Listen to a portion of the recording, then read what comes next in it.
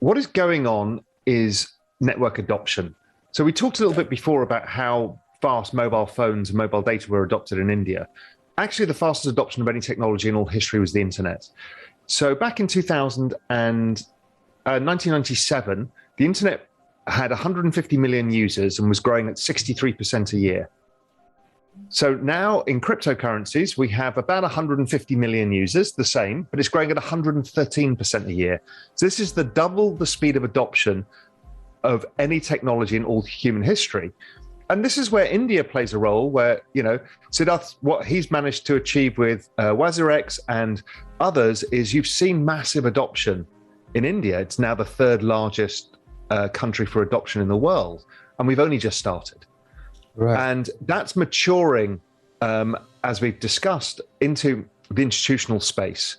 People have realized that this is a bet on the future. It's not only just the store of value bet, which is what everybody first thought it was, but this broadening idea of Ethereum and then cryptocurrencies in general, applications, protocols, NFTs, social tokens. I mean, the whole thing is now kind of gathering, snowballing at an accelerating pace. It's a really exciting time. So I look at the numbers on this. So if we just extrapolate the current rate of growth and assume it slows down. So as a cycle gets more mature, you slow down the rate of growth over time. So looking at that, we get to 1 billion people by 2024 and 4 billion by 2030. In terms of market cap, I think the whole thing goes from $2 trillion, where we are today, to $200 trillion to be in line with global equities or global bonds. So none of us have ever faced an opportunity where an entire asset class goes up 100x in 10 years. But that's what we've got on our hands. So we will see cycles.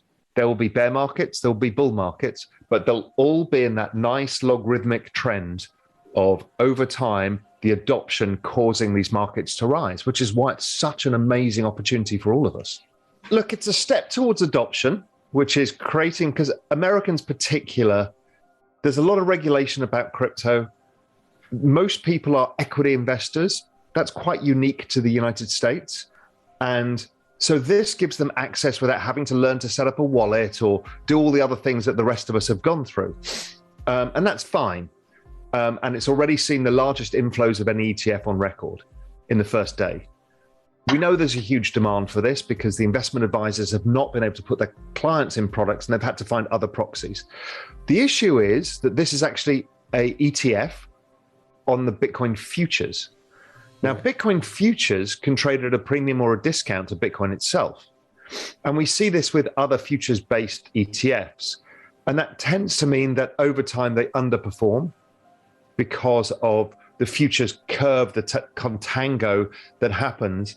It basically means that the premium ends up costing you money. And you're handing that money to the arbitrageurs, the traders and the hedge funds, who can buy spot Bitcoin and sell the futures contract and capture the difference because it's very attractive to do. So it's kind of suboptimal. It's not really what the space is about. The space is about democratization, giving people the power, but it's a start. We've got to get adoption somewhere. And if we can get regulators to start approving bits and pieces, first was the futures contract, then the ETF on the futures contract, next will be the ETF on spot, then there'll be a new set of regulation about owning cryptocurrencies. It just takes time, but it's a good step.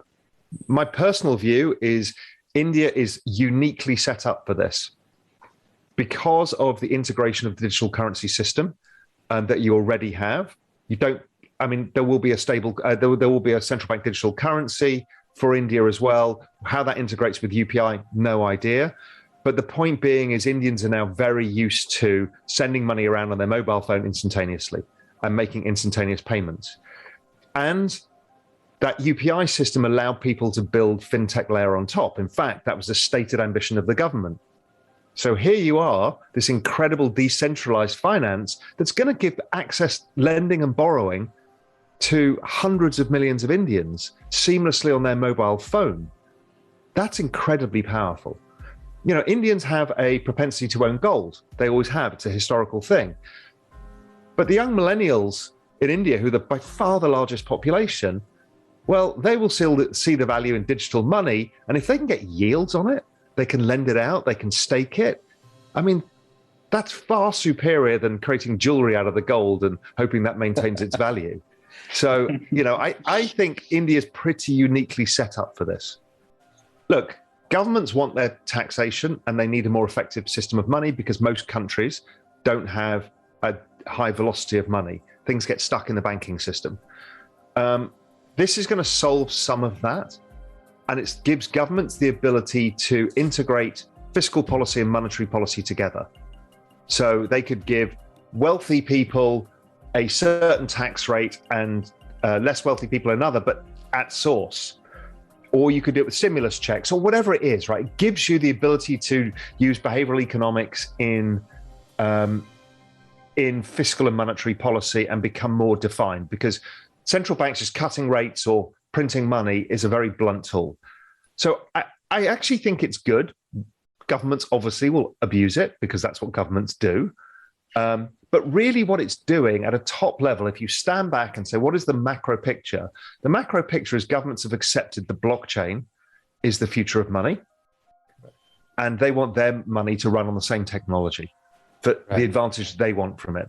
And therefore, they're going to integrate with this crypto world because they're all part of the same world, which is the digital value layer for the internet. And as long as they get their fair share of taxes, they're going to be fine with it. Right. And also, some countries, India has the issue with a slightly closed capital account. So they don't want everybody to take their money offshore immediately. So those are the two issues is some countries have a closed capital account, so they want to restrict some of the flow of capital. And the other one is just make sure they get their tax. Well, we don't know where this is going, but it feels like it's bigger than any of us imagine. I'm not sure that things like municipalities or parts of government, even the election system doesn't get tokenized. I think, Indians are used to a digital identity, but that's the first step with Aadhaar. But in the end, there'll be some zero knowledge proof system where we all have a kind of identity token that allows us to do certain things and have multiple identities. I think governments will obviously want some say in that because they own some of your identity. So I think it will over time disrupt both the institutions of banking and central banking and monetary policy, fiscal policy, but also just how government is done. Because blockchain and DAO systems and all sorts of things allow organization of people in a more effective way. We all live in complex adaptive societies, whether that's the country we live in, the religion we belong to, or the societies and communities we live online. They're all now, once you introduce money, they're all basically sovereign states, and some can be small and some can be huge. I think Facebook is going to be the world's biggest sovereign state in terms of numbers, not in terms of value of GDP. But Facebook's 3.5 billion. You add Facebook DM. Yes, that is pegged to the US dollar, but it's their system of money. You've now got an entire sovereign state. And I don't think people have got their heads around all of this. So I think it's a huge period of change coming. I'm very much a believer in the book, if people haven't read it, called The Fourth Turning by Neil Howe and William Strauss. Oh, yes. Yeah. Which talks about demographics and change. And India, that demographics is more extreme than almost anywhere else. So the change you will get over time is going to be, so the change to government and how government runs is going to be massive.